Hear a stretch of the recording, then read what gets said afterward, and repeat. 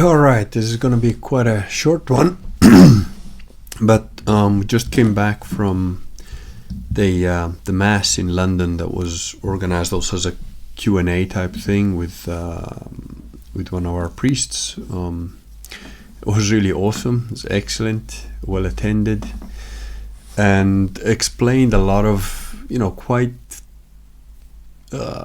deep concepts of canon law and dogma and so on. It was really good. And there's another one, happening tomorrow. So that's some people are going to go to that as well. And it's really good whenever you have a knowledgeable, properly trained priest, a cleric, walk you through some of the finer issues of or concepts of Catholic dogma and so on. Really interesting, really interesting. One of the guys came all the way from another country. I'm not sure. I think he left a comment.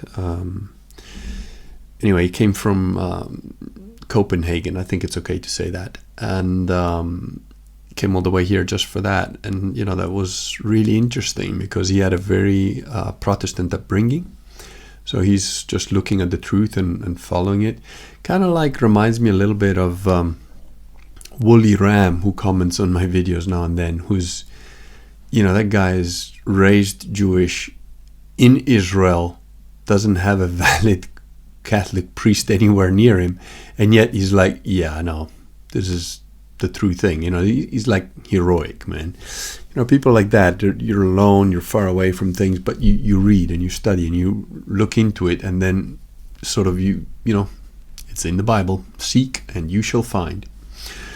So that was the good news. And a lot of different theological concepts, most of them, to be fair, probably too rarefied for most of my crowd, shall we say, my mortals. But yeah, still really very interesting, and such a pleasure to, because I had quite a long trip there and a long trip back, and I was driving the priest, and what a pleasure to be able to have basically almost 4 hours during which, he couldn't escape because the car was traveling too fast, and I could ask pretty much all the questions and discuss whatever things I wanted to. And it was very satisfying in that essentially I clarified some things for myself, some questions I had, whatever. But there's no real,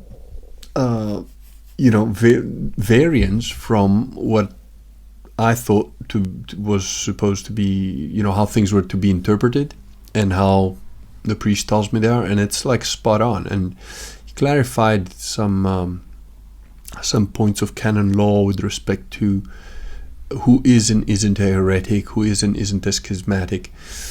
And it was really quite interesting. And it just goes to show just how refined the Catholic thought is, because without an official authority to tell you who is a schismatic and who is a heretic, you can definitely say their teachings are heretic and their behavior is schismatic, but you cannot officially pronounce them as heretics. You can, I believe, pronounce them as schismatics once they officially themselves, start some new rules or whatever. So it was quite interesting, because there is always that prudence and charity of the church, which essentially says you give people the biggest benefit of the doubt, even though you won't listen to them. You're absolutely in fact, you're obliged not to listen to them when they teach heresy and so on. But, and also the clarification about the Cassiciacum theory, which is, separates the material from the spiritual, which is, again, a very interesting point, because on the way back, I asked about Teilhard de Chardin, who, for me, was a net positive. When I read The Phenomenon of Man by Teilhard de Chardin, it was, to me, it proved in a scientific way that Jesus was both sort of a natural event and yet a supernatural event that couldn't be denied was also supernatural. But Pierre de Teilhard de Chardin is considered a heretic by proper Catholic priests, and not somebody to be followed. So I asked this to the priest, and I said, for me it was a net positive. And he goes, look, you can find a good thing even in something that's mostly error, or you can find something that is, the most dangerous thing, he says, is when you've got some tiny error in something that is mostly true. That's the most dangerous thing, because that's what will really deviate you. And I agree with that. I always thought that as well. And then he explained to me how Teilhard de Chardin was essentially a heretic. And it was quite interesting, because the reason that made him heretic is absolutely correct, because Pierre Teilhard de Chardin essentially made no distinction between the natural and the supernatural, and in fact claimed that the supernatural was essentially a further evolution of the natural. What this eventually leads to is, well, then everybody can be a god, sort of like the Mormon thing, clearly heretical. We're not all going to become gods. That's not any one of us are going to become gods. There is one God, and we are not that. So there is a clear separation between natural and supernatural in that respect. And blurring that line is, it's obviously wrong. But it was such a refined thought that it sort of went by me. I just thought, well, this guy has scientifically proven that the Jesus event was something that is beyond normal. And that's all I got from it. And so I got the good part of it, and I sort of ignored, either by instinct or dumbness or whatever, the heretical part. But the interesting thing, which I didn't know, is that Pierre Teilhard de Chardin also, along with his friends somewhere, I don't know who exactly was involved in what, but they faked the missing link. They literally took bits of like skeletons from an ape and from a human and faked the missing link. And my priest still has these articles, because weirdly enough, my priest is he's got a degree in biochemistry. So he studied biology, studied chemistry very well at a very high level, and then he studied theology. And people, he said to me, people were telling me about how can you go from being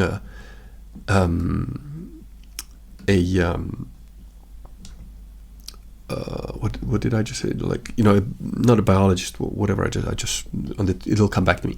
How can you go from being a neurobiologist or whatever the term I forget now. Anyway, he studied biology and chemistry. How can you go from having that, being such a scientific person, to now studying theology? And he said, but actually it was the same reason. I wanted to find out the truth. I wanted to find out how things work. And then he became a priest. It's like really, and he had like quite a hard, road, although he doesn't really make any bones about it, doesn't talk about it much or anything, but it's quite clear if you follow the dots. He's had quite a quite a hardcore sort of belief system, and really interesting. So he still has the articles where Pierre Teilhard de Chardin with his friends, whatever, they faked this missing link. And he still has the original articles where, because it went all over the world, like, oh, the missing link was found. And then it was discovered it was a complete fraud, and they admitted it as well. And I didn't know that about de Chardin. And then he also, apparently had a mistress. He had... he was a Jesuit that had sworn a vow of celibacy and poverty and so on, and obedience, and basically kind of broke all of them. So he was the man of his word, which also reminded me of something else, which essentially, it was John Wright, in correspondence with John Wright, the writer, the science fiction writer, who is a Catholic, but, he's Novus Ordo, and he's still, I don't know now, I think he might be changing his mind about now, but at the time, he was still saying that Bergoglio was Pope, and, I was, even then, even before I was baptized, I was like, nah, that guy is, is not right. But, John Wright was instrumental in me joining the church, because I remember we had this very lengthy email conversations, and at one point he made an analogy and he told me, look, you're like a man that's swimming in the ocean, that's about to drown, and you found the boat and you're hanging onto the side of the boat, and I'm sitting in the boat saying, get in, get in, get in the boat, be saved so you don't drown.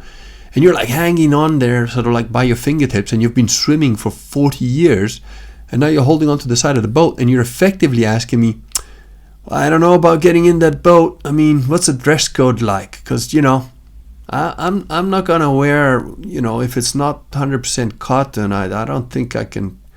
And I'm like, you fool, get in the damn boat. There's all sorts of crazy people in here. Just get in the boat first, worry about that shit later. And I couldn't fault this logic, sort of like, oh. But, it came from having honor, because I lived as a pagan. And I mentioned John Wright because John Wright described as 4 types of men. I forget what the other 2 are, but one of them was, the Christian man, and another one was the honorable pagan. And I mentioned this to the priest, and I said, you can call it what you want. I was kind of a Zen agnostic most of my life, and atheist for a brief period, but essentially that's what I was. I was an honorable pagan because in our family, our word always has been our bond. Even though we were, I certainly wasn't practicing any kind of Christianity or anything. And he nodded and he said yes, and honorable pagans are people you can still have some kind of relation with, because they do have an honor, they do have a thing. They're not Christians, they're not saved, whatever, but they're, and he made some analogies saying, it's better to deal with somebody like that than someone who is, a pretender. So we agreed on that as well. I made the analogy of, I'd rather take a Nazi in a full-on uniform trying to kill me than the guy sitting in my trench who's poisoning my food. That's. And he said, yeah, I'm the same. I can respect an enemy, an outright, flat-out enemy, a jihadist, full-blown. You can have more respect for that guy than for the church and the Laramie Hirsch of the world who are like, oh, I want to kiss Bergoglio's ring. Yeah, I'm sure you do. So, that was very interesting times. And of course, Vox made me laugh again because with this Deltora bear trying to tell me about how Owen and how Vox, they're scammers. And I'm like, I responded to him and then I sent it to Vox because I was like, well, just to make me laugh because we're friends. And I wrote it to him. I said, Vox, I just never knew about your true intentions. I just never wondered about your true intentions. I guess I just went along with everybody else and just thought about, that you were just a normal Dark Lord intentions. I just didn't really consider your true intentions. What could they possibly be? And he made a blog post about it, of course, on his blog. But the funny thing is that when I logged on, I found there's more comments from this Deltora Bear, who's now changed his name to Connor the Scammer Tangent. So he changes his name and then he's like still trying to concern troll. Oh no, I was a bit shocked. No, I didn't mean that. I'm just worried about Vox, and more concern trolling. And I'm like, what part? I couldn't give a flying fuck about your opinion if you were on fire. Do you not get? I don't care. You think that unauthorized is a scam? Don't watch it. Don't go there. Don't pay money to it. Go somewhere else. It's a big internet. Why are you telling me? But the funniest thing was some of the comments on the Vox's blog. One guy goes, wait, somebody went for emotional sympathy to a guy that they called the Kurgan? I mean, and that just cracked me up. It was, that's pretty dim-witted of you. So they carried on. So guess what? I replied to that too and sent that to Vox as well, because I think the title of the email I sent him was like, but I thought that gammas would just go away and never come back right away. And of course, I'm curious to see how many more comments this moron is going to do before they get the hint. But yeah, I mean, what Vox has done with unauthorized, they've got live streams for, from Owen, from Vox, from David the Good, from Wrangler Star. They've got documentaries on there. They've got a really excellent historical series by a professor. I'm horrible with names. the lady professor that talks about the medieval history and the history of the Bible, and it's really, really good stuff. And you can get all of that apparently for like $5 a month. I mean, I know that some of the other things are like 10 or 25 or whatever it is, but like $5 a month, and you got access to all of that. And you think it's a scam? Fine. Don't pay the $5. Don't go there. How difficult is that? It's not like Vox makes it difficult to unsubscribe and not pay your money. You know, it's like, what the hell? I'm subscribed. I'm happy to pay that money, even if I honestly don't even have the time to go and watch. I probably haven't even watched like 2% of it. But the bits that I've watched alone are enough. I mean, the one about the Bible, the origin of the King James Bible alone, that was worth like $100 just knowing all that. So, my wife's finally arrived as well with the kids. So I'm going to say bye, but yeah, it was a great one. Sorry if this is a bit of a disjointed video, but there you go. That's just how it is. And I'll do a proper one when I've got a bit more time. Good night.